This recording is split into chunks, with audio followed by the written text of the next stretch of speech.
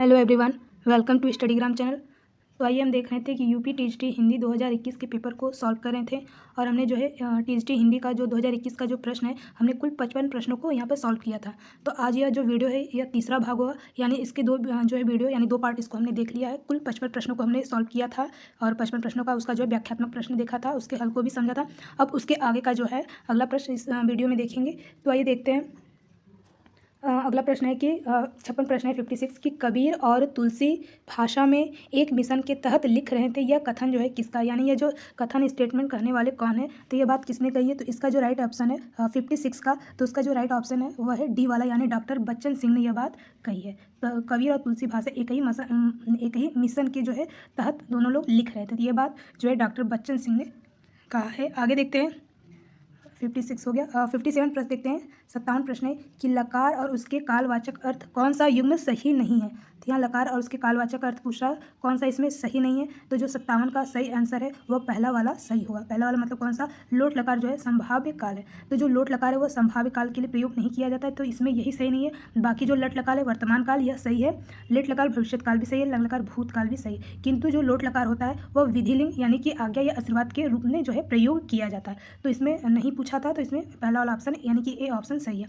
अगला प्रश्न देखते हैं कि रामचंद्र शुक्ल हिंदी साहित्य का इतिहास पहले किस ग्रंथ की भूमिका के रूप में छापा था, यानी कौन सी पहली जो है ग्रंथ भूमिका थी। तो 58 का जो राइट ऑप्शन है वह ए है, यानी कि हिंदी शब्द सागर के रूप में छापा गया था। तो हिंदी शब्द सागर ये जो है इसका प्रकाशन कब हुआ, तो 1929 में हुआ। कब हुआ, तो 1929 में जो है हिंदी शब्द सागर का साहित्य का प्रकाशन हुआ और आचार्य रामचंद्र शुक्ल द्वारा जो है इन्होंने इस भूमिका के अंतर्गत जो हिंदी साहित्य का इतिहास ग्रंथ जो है प्रकाशित किया। अगला प्रश्न देखते हैं। 59 प्रश्न है कि भाषा योग वशिष्ठ के रचना काल का नाम पूछ रहा है कि यह रचना जो काल है यह कब हुई, यानी इसका सन बताना है कब हुआ। तो भाषा योग वशिष्ठ का जो रचना काल वह 1741 ईस्वी में हुआ। तो 1741 मतलब ऑप्शन बी। तो ये भी जाना होगा कि जो भाषा योग वशिष्ठ इसका रचना काल तो 1741 मतलब इसको रचना करने वाले कौन, यानी रचनाकार कौन है। तो इसके जो रचनाकार है वह राम प्रसाद निरंजनी है। कौन है भाषा योग वशिष्ठ के, तो राम प्रसाद निरंजनी जी हैं, राम प्रसाद निरंजनी। आगे देखते हैं अगला प्रश्न।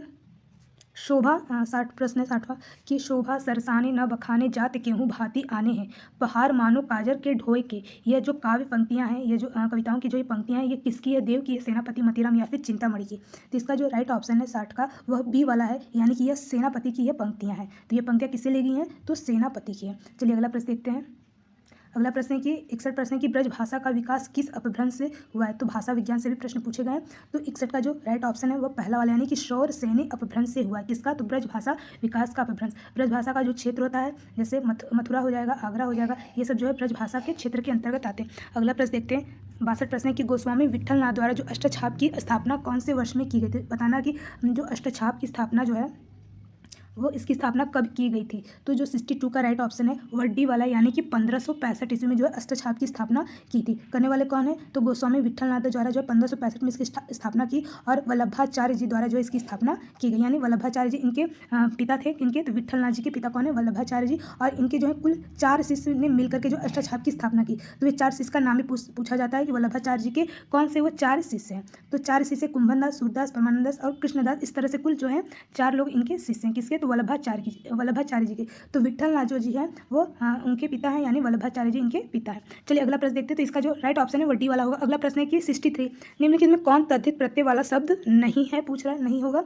तो 63 का जो राइट ऑप्शन है 63 का जो राइट ऑप्शन है वो कौन सा है, तो वो डी वाला होगा, यानी जो डी है वो तद्धित प्रत्यय का नहीं है, तद्धित प्रत्यय का नहीं है। बाकी जो ए है, बी है, सी, ये सभी जो तद्धित प्रत्यय से संबंधित है। तद्धित प्रत्यय में क्या होता है कि जिसमें संज्ञा के, सर्वनाम के और विशेषण के जो शब्द होते हैं वो तद्धित प्रत्यय के अंतर्गत होते हैं। किंतु जो सजावट जो इसमें शब्द है ये क्रिया से लिया, यानी सजाना क्या है, क्रिया होता है, और सजावट उसके जो है क्रिया से लिए गए। इसमें नहीं पूछा, तो ऑप्शन डी वाला इसका राइट ऑप्शन होगा। तो यहाँ पर क्रिया होने, सजावट जो है क्रिया शब्द से है, तो इसलिए यही नहीं है। आगे चलेगा प्रश्न देखते हैं। 64 है कि द्रुत विलंबित छंद का लक्षण पूछ रहा है कि इसके प्रत्येक चरण में कितने जो है वर्ण यानी अक्षर होते हैं। तो पूछ रहा है द्रुत विलंबित छंद के बारे में पूछ रहा है। तो देखते हैं इसके जो पूरे प्रश्न है। तो इसका जो राइट ऑप्शन सीधे देखते हैं। 64 का वर्ड डी वाला है। डी वाला मतलब कि इसमें जो है एक नगड़, 2 भगड़ तथा एक रगड़ के क्रम में कुल 12 वर्ण होते हैं। तो एक नगड़, 2 भगड़ और एक रगड़ के क्रम में कुल कितने वर्ण होंगे, तो 12 वर्ण होंगे। तो द्रुत विलंबित छंद के लक्षण होते हैं। अगला प्रश्न देखते हैं। 65 अपभ्रंश में दोहा काव्य की परंपरा का आरंभ किस कवि ने किया है। तो पूछ रहा है कि अपभ्रंश में दोहा काव्य की जो परंपरा की शुरुआत किस कवि ने किया है। तो 65 का जो राइट ऑप्शन है वह बी वाला यानी जोइंदू जी ने किया है। जोइंदू जी ने जो है कि अपभ्रंश दोहा काव्य की परंपरा को शुरुआत करने वाले जो पहले हैं, इसकी शुरुआत किसने की, तो जोइंदू जी ने। और इनकी कुछ प्रमुख रचनाएं हैं जोइंदू जी की, कौन कौन से, तो परमात्मा प्रकाश और योगसार इनकी कुछ इनकी रचनाएं हैं। तो नाम याद रखिएगा जोइंदू की कौन सी प्रमुख रचनाएं, तो परमात्मा प्रकाश और योगसार है जोइंदू का। अगला प्रश्न देखते हैं, 65 हो गया। अब देखते हैं 66 प्रश्न। 66 प्रश्न है कि पूछ रहा है कि उपन्यास रहस्य शीर्षक जो है किसका निबंध संग्रह है। तो उपन्यास रहस्य किसका जो है शीर्षक किसका ये निबंध संग्रह से लिया गया, कौन है इसके रचनाकार। तो 66 का पहला वाला सही होगा, यानी कि ये महावीर प्रसाद द्विवेदी जी का है। उपन्यास रहस्य शीर्षक जो है निबंध किसका है, तो महावीर प्रसाद द्विवेदी जी का है। आगे देखते हैं कि निम्नलिखित में तद्भव शब्द कौन सा नहीं है। नहीं पूछा है कौन सा इसमें जो तद्भव शब्द नहीं है 67 का, तो ए वाला जो है तद्भव शब्द नहीं है, यानी कि खेत जो है वो तद्भव शब्द है, किसान भी है और दाहिना भी जो है तद्भव शब्द है। तो इसमें जो राजा शब्द है वही क्या है, तद्भव शब्द नहीं है। तो राजा तो तद्भव नहीं हो तो कैसा हो जाएगा, ये कैसा है, तो तत्सम होगा। राजा शब्द कैसा है, तो तत्सम है, तत्सम शब्द है। अगला प्रश्न देखते हैं 68 की समस्त पृथ्वी से संबंध रखने वाले के लिए क्या शब्द होगा। एक शब्द बताना है कि जो समस्त पृथ्वी से जो संबंध रखता है तो उसको क्या कहते हैं। तो 68 का जो इसका जो राइट ऑप्शन होगा वह सी वाला होगा, यानी कि इसे सार्वभौमिक कहते हैं। जो समस्त पृथ्वी से संबंध रखता है उसको क्या कहेंगे, सार्वभौमिक। तो आगे देखते हैं कि जैसे कि ये कि जैसे होता है समस्त जो पृथ्वी से संबंध रखता है, पृथ्वी से उसको सार्वभौमिक कहते हैं। और जो संबंध जो सभी काल से जो संबंध रखता है उसको कहते हैं सार्वकालिक, यानी जो सभी काल से यानी समय से संबंध रखने वाले को सार्वकालिक कहते हैं। आगे जैसे कि सार्वदेशिक भी लिखा है, तो इसमें सार्वदेशिक क्या होता है, जिसका संबंध सभी देश से हो यानी विभिन्न देश से हो, जो संबंध रहता है उसको सार्वदेशिक कहते हैं। और सार्वजनीन, सार्वजनीन का मतलब हो जाए कि जो सभी लोगों से संबंध रखता है उसे सार्वजनीन कहते हैं। चलिए अगला प्रश्न देखते हैं कि पितृ शब्द के सप्तमी व्यक्ति का तीनों वचन का रूप पूछ रहा है कि पितृ शब्द का यानी पिता रूप का जो है सप्तमी व्यक्ति का तीनों यानी एक वचन द्विवचन बहुवचन तीनों रूप क्या होगा। तो 69 का जो राइट ऑप्शन है वह बी वाला होगा। बी वाला मतलब पितृ पित्रो पितृषु होगा। किसका, तो सप्तमी विभक्ति का पितृ पित्रो पितृषु। आगे देखते हैं कि नदी कोश भर टेढ़ी है, इसका अनुवाद पूछ रहा है, किसका अनुवाद क्या होगा। तो अनुवाद भी पूछा जाता है, संस्कृत का अनुवाद। तो नदी कोश भर टेढ़ी है, तो 70 का इसका राइट ऑप्शन सी वाला होगा, यानी कि नदी क्रोशम कुटिला इसका राइट ऑप्शन होगा सी वाला। अगला प्रश्न देखते हैं 70 को कहता देते कि हिंदी के विकास के संबंध में निम्नांकित कथनों में कौन सा असत्य यानी कि कथन है, कौन सा कथन गलत है, असत्य बताना है। तो 71 का जो पहला वाला जो है वही क्या है, गलत है, यानी कि हिंदी का विकास संयोगात्मक भाषा के रूप में हुआ। तो हिंदी का विकास देखिए संयोग भाषा के रूप में नहीं हुआ है, बल्कि किस में रूप में हुआ, तो हिंदी का जो विकास हुआ है वह वियोगात्मक भाषा के रूप में हुआ। किसमें, तो वियोगात्मक भाषा के रूप में इसका विकास हुआ है। बोल सकते हैं वियोगात्मक, वियोगात्मक मतलब कि बिल्कुल रहित होना यानी कि अलग होना, उसे वियोगात्मक कहते हैं। तो संयोगात्मक भाषा का जो विकास हो वह संस्कृत का विकास यानी संस्कृत भाषा का जो विकास है वह संयोगात्मक से हुआ है, किंतु हिंदी का जो विकास है वह वियोगात्मक से हुआ है। तो यहाँ पर संयोगात्मक नहीं होगा, क्या होगा, वियोगात्मक। दूसरा ऑप्शन में देखते हैं कि हिंदी विकास का जो लगभग वो 1000 ईस्वी से माना जाता है, तो ये बात सही है। हिंदी जो है अपभ्रंश के बाद की भाषा, ये भी बात बिल्कुल सही है कि हिंदी के बाद जो है अपभ्रंश के बाद मतलब पहले अपभ्रंश आई फिर उसके बाद जो है हिंदी एक वियोगात्मक भाषा, ये बात बिल्कुल सही है। तो चलिए अगला प्रश्न देखते हैं 72 प्रश्न है 72 कि शयन में संधि पूछा कौन सा होगा। तो शयन यानी से जमा अन हो जाएगा, क्या हो जाएगा, से जमा अन, से जमा अन बराबर क्या हो जाएगा, शयन, यानी ए का किस में बदल जाएगा, तो ए का जो है अय में बदल जाएगा। ए का किस में ध्वनि में बदलेगा, तो ए का जो ध्वनि बदलेगा वो अय में बदलेगा। तो अय जो अय आय आव किस में आता है, तो अयाधि स्वर संधि के अंतर्गत आता है। अगला प्रश्न देखते हैं कि वह उस शाखा का वन विहंग उड़ गया मुक्त नव निस्तरंग। ये जो पंक्तियाँ हैं किस छायावाद कवि की है। तो ये पंक्ति छायावाद किसी कवि ने लिखा है, तो किसकी है ये बात, किसने ये पंक्तियाँ लिखी है। तो 73 का राइट ऑप्शन जो होगा वो सही होगा, वो डी है, यानी निराला जी ने लिखा है। तो इसको इसलिए पंक्ति को लिखने वाले कौन है, तो निराला जी हैं।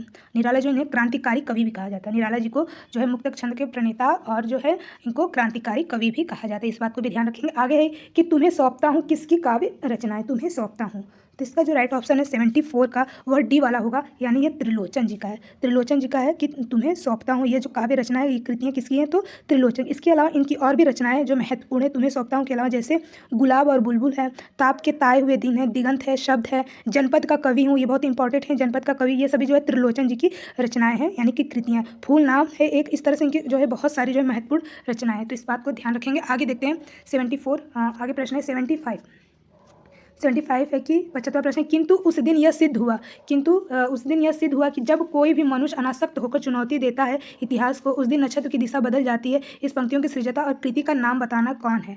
तो ये जो पंक्तियां हैं उसको लिखने वाले यानी रचनाकार कौन है और ये किसने और किस पंक्ति में यानी कौन से विषय में लिखा गया है, तो यही बताना। इसमें 75 का जो राइट ऑप्शन होगा वह ए वाला होगा। 75 का जो राइट ऑप्शन है वो कौन सा है, तो ए वाला होगा। ए वाला मतलब अंधा युग का है। अंधा युग मतलब ये धर्मवीर भारती जी ने लिखा है। अंधा युग किसका है, तो धर्मवीर भारती जी ने लिखा है। तो ये जो बातें कही गई यानी जो पंक्तियाँ हैं ये कौन से ग्रंथ का है, कौन सी रचना का है, तो अंधा युग का है। अगला प्रश्न देखते हैं कि 76 प्रश्न है कि शिवराज भूषण में कितने अलंकारों का निरूपण किया गया। तो इसमें पूछा है कितने अलंकारों का जो है निरूपण किया गया किसमें, तो शिवराज भूषण में। तो इसका जो राइट ऑप्शन है वह डी वाला होगा, यानी डी वाला क्या होगा, तो 105 जो है अलंकारों का निरूपण किया गया किसमें, तो शिवराज भूषण में। और शिवराज भूषण लिखने वाले कौन है, तो भूषण द्वारा जो है रचित है ये ग्रंथ जो है शिवराज भूषण का भूषण द्वारा यह रचित ग्रंथ है। अगला प्रश्न देखते हैं 77 के आचार्य भरत मुनि ने नाटक में अभिनय को किस वेद से लिया गया माना गया है। तो भरत मुनि का जो नाटक अभिनय वो किस वेद से लिया गया है, तो 77 का जो 77 का राइट ऑप्शन है वह सी वाला है, यानी कि यजुर्वेद से लिया गया। क्या, तो अभिनय जो है वह यजुर्वेद से लिया गया। अगला प्रश्न है कि 78 प्रश्न है कि महाकाव्य निम्नलिखित जो महाकाव्य के लक्षणों के विषय में कौन सा एक कथन सही नहीं है, असत्य पूछ रहा है। तो 78 का जो राइट ऑप्शन है वह बी वाला होगा। बी वाला मतलब कि बी वाला क्या है, तो इसमें सभी रस जो है किस कैसे होते हैं, प्रधान रस के रूप में होते हैं। जो लक्षण विषय में यह बात गलत बताया जाता है कि इसमें जो रस होते हैं वो प्रधान रस के रूप में होते हैं, तो यही बात इसमें गलत है। बाकी इसमें सभी जो नाटक होते हैं वह संधियाँ होती हैं, सभी सर्वगुण विभक्त भी होता है और आरंभ में देवादि को नमस्कार आशीर्वाद और वस्तु निर्देश भी होता है, तो यह बात भी सही है। तो इसमें बी वाला जो है कथन जो है वो गलत है। अगला प्रश्न देखते हैं 79 है कि एक डिक्शनरी जो है ऑफ इंग्लिश एंड हिंदुस्तानी के जो लेखक कौन है। एक डिक्शनरी ऑफ इंग्लिश एंड हिंदुस्तानी के जो हिंदुस्तानी के लेखक कौन है, तो 79 का जो सही ऑप्शन है वो सी वाला होगा। सी वाला मतलब कौन है, तो जॉर्ज गिल क्राइस्ट है। 79 का जो सही ऑप्शन है जॉर्ज गिल क्राइस्ट जिन्होंने जो है एक डिक्शनरी ऑफ इंग्लिश एंड हिंदुस्तानी जो है इन्होंने पुस्तक लिखा है। और ये कब लिखा है, तो 1787 ईस्वी में लिखा है। अगला प्रश्न देखते हैं कि एक दिन बोलेंगे पेड़ काव्य कृति के रचनाकार कौन है। 80 प्रश्न है कि एक दिन जो बोलेंगे पेड़ इसके जो लिखने वाले काव्य कृति रचनाकार कौन है, तो इसका राइट ऑप्शन सी है, यानी कि राजेश जोशी है। अगला प्रश्न देखते हैं कि वे दिन वे लोग शीर्षक के संस्मरणात्मक रचना के लेखक कौन है। यानी जो ये शीर्षक है वे दिन वे लोग, ये कौन सी विधा से है, तो संस्मरणात्मक है। क्या है, तो संस्मरणात्मक है। कौन सा प्रश्न, तो 81, तो कौन सा प्रश्न है, तो ये वे दिन वे लोग जो है संस्मरणात्मक विधा से लिया गया। तो इसके लेखक का नाम पूछ रहा है कौन है, तो कौन है इसके लेखक के नाम, तो इसके जो लेखक के नाम है 81 का वह बी वाला होगा, यानी शिव पूजन सहाय। 81 का राइट ऑप्शन जो है बी है, यानी शिव पूजन सहाय जी द्वारा संस्मरणात्मक जो विधा से लिखा गया शिव पूजन सहाय। आगे देखते हैं कि लिपि के विकास में जो क्रमिक सोपान कौन सा, यानी किसका कौन सा जो क्रम बिल्कुल सही है लिपि के विकास में, यानी कौन सी लिपि पहले शुरुआत की गई, तो 82 का जो राइट ऑप्शन है वह सी वाला होगा, यानी चित्र लिपि है, फिर उसके बाद सूत्र लिपि है, फिर प्रतीकात्मक है, फिर भाव मूलक लिपि है। यानी चित्र शुरुआती लिपि है और अंतिम जो है भाव मूलक लिपि है। तो चित्र लिपि से शुरुआत किया गया, फिर उसके बाद सूत्र लिपि है, फिर प्रतीकात्मक लिपि, भाव मूलक लिपि। तो इसके जो राइट ऑप्शन सही ऑप्शन है वो सी वाला है। अगला प्रश्न देखते हैं 82 हो गया। 83 प्रश्न है कि चेहरे अनेक किसकी आत्मकथा है। चेहरे अनेक 83 का जो राइट ऑप्शन है वह डी वाला है। डी वाला मतलब उपेंद्र नाथ अश्क जी का है। चेहरे यानी किसकी आत्मकथा है, तो ये आत्मकथा है कि तो कौन सी विधा है, आत्मकथा है चेहरे यानी, और किसने लिखा है, तो उपेंद्र नाथ अश्क ने। अगला प्रश्न कि अर्थ निर्दिष्ट करने की दृष्टि से निम्नलिखित कौन सा जो उपसर्ग है वह 3 से अलग है। तो अलग बताना है कौन सा इसमें अलग है सबसे, तो इसमें जो 84 का जो राइट ऑप्शन है वह सी वाला है, यानी कि परि शब्द जो है वह इन सभी से अलग है। बाकी जो अव है, अप है दूर, इन सभी का मतलब एक ही होता है। तो अव मतलब क्या हो जाएगा, अव मतलब होता है जैसे निश्चय के लिए प्रयोग होता है, कमी के लिए प्रयोग होता है, जैसे किसी की बुराई के लिए प्रयोग होता है, तो इसमें अव शब्द का प्रयोग किया जाता है। अब क्या होता है, वह भी निषेध के लिए, यानी किसी चीज़ को मना करने के लिए, निषेध करने के लिए प्रयोग होता है। जैसे अपयश क्या होता है, किसी के लिए निषेध के लिए यानी मना करने के लिए प्रयोग किया जाता है। और जो दूर शब्द है, दूर शब्द में भी जो है बुराई जैसे निषेध के लिए ही प्रयोग किया जाता है। किंतु जो परि शब्द है इसका अर्थ जो है बिल्कुल अलग निकलता है इन तीनों में से। तो परि का मतलब होता है जो चारों ओर अच्छी तरह से, जो पूरी तरह से बताया जाता है कुछ भी, तो वहाँ पर परि शब्द का प्रयोग करते हैं। जैसे परि जमा आवरण हो जाता है, तो पर्यावरण यहाँ चारों ओर के लिए इसमें बोध होता है। तो इसका जो राइट ऑप्शन है वो जो कौन सबसे भिन्न है, तो सी वाला ऑप्शन इसमें भिन्न है। अगला प्रश्न देखते हैं, और ये अंतिम प्रश्न है कि सब को जानत तुम्हें सारे जगत जहान, इस वाक्य में पूछा कौन सा काव्य दोष है। तो इसमें काव्य दोष पूछ रहा है, इस पंक्ति में, इस कविता में काव्य दोष पूछा कौन सा होगा, तो 85 का जो है बी वाला जो है इसमें काव्य दोष होगा। बी वाला मतलब पुनरुक्ति, यानी कि एक ही जो है शब्द, एक ही जो अर्थ है वो एक से ज़्यादा बार आने पुनरुक्ति हो जाता है। जो एक से ज़्यादा बार आता है उसको पुनरुक्ति कहा जाता है। तो इस काव्य में, जो इस कविता की पंक्ति, इसमें पुनरुक्ति काव्य का दोष है। तो चलिए अभी के लिए इतना ही, और भी जो इसके कुछ आगे के जो प्रश्न होंगे उसको हम नेक्स्ट वीडियो में देखेंगे। तब तक के लिए जय हिंद।